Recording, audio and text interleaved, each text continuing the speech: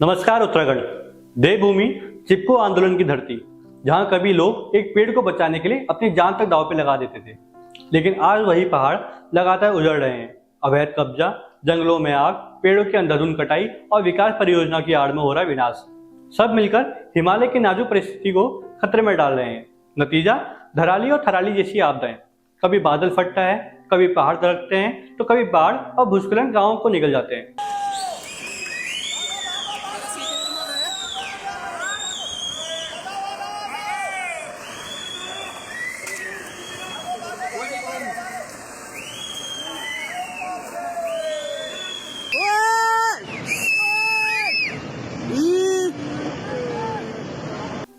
Forest statics की किताब के मुताबिक सन 2017 से 18 में 9,506 हेक्टेयर वन भूमि पर कब्जा दर्ज था। सन 2024 तक यह बढ़कर 11,000 हेक्टेयर पहुंच गया, लेकिन मुक्त रहेगी भूमि सिर्फ 11 हेक्टेयर ही रही।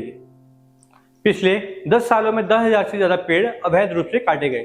अनुमानित कटान 11,500 घन मीटर रहा, पर बरामद केवल 4,500 घन मीटर हुआ। विकास परियोजना ने भी हजारों पेड़ों को प्रभावित किया। ऋषिकेश पीपलकोटी मार्ग पर 3,045, नीलकंठ मोटर मार्ग पर 700, राजाजी रिजर्व में 3,800, बन्नेवाला मार्ग पर 3,300 और हल्द्वानी रिंग रोड के लिए 4,280 पेड़ काटने का प्रस्ताव आया।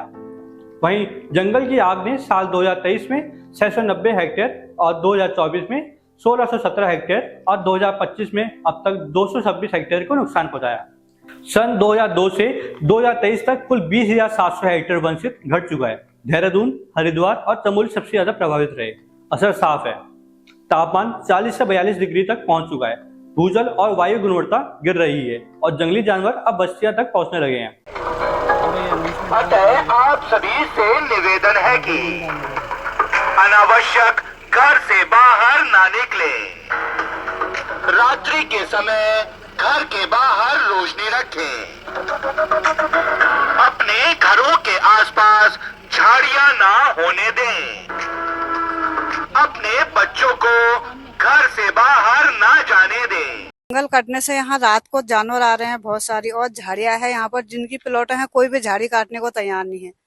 अगर हम लोग भी काटते हैं तो वो पहले यहाँ आके, हमें पता ही नहीं है प्लॉट है किसकी है। सबसे ज्यादा दिक्कत तो यहाँ झाड़ियों की है। जंगल कटने के बाद ये यहाँ पर हाथी वाथी आ रहे हैं, तो ऐसा कभी हमने देखा नहीं, लेकिन बीते पिछले साल जो जंगल कटा है उसके कारण मुझे लगता है जानवर यहाँ पर आ रहे हैं। थराली और थराली जैसी आपदाएं सिर्फ चेतावनी नहीं। सवाल यह नहीं कि आपदा आएगी या नहीं, सवाल यह है कि हम कब तक आंख मूंद कर बैठेंगे। अगर समय रहते हमने पहाड़ और जंगल नहीं बचाए तो आने वाली पीढ़ियां हमें सिर्फ इस गुनाह के लिए याद करेंगी कि हमने अपनी देवभूमि को अपने ही हाथों से तबाह कर दिया। ये थी देवभूमि की सच्चाई। मैं हूं समय और आप देख रहे थे उत्तराखंड 9, उत्तराखंड की असली आवाज। धन्यवाद।